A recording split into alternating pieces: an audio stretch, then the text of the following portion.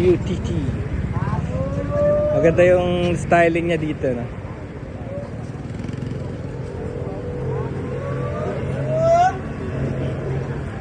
Kaya lang parang kulang yun. Pagka puti ka na talaga, tatalsik yan, kulang yan. Sinubukan ko na yan.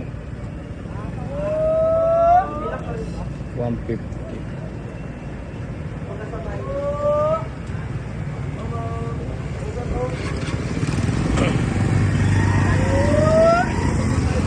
Kaya pagkalagay naman lang mga leather. Ayun pa rin bag niya. Additional bag niya. Oo, sinasabit lang. Top box kasi parang masyadong modern eh. Gusto nila parang retro ba? Ayan. Retro look. Parang yung mga to, biker na ano. Oo, parang bumabiyahe lang sa or to be wild din. Parang dangerous biker talaga.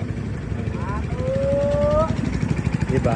Isipin mo, 200 tapos basic lang. Yan, custom. Kaya hindi mo rin masasabing custom kasi lahat ng nilalabas nila ganyan.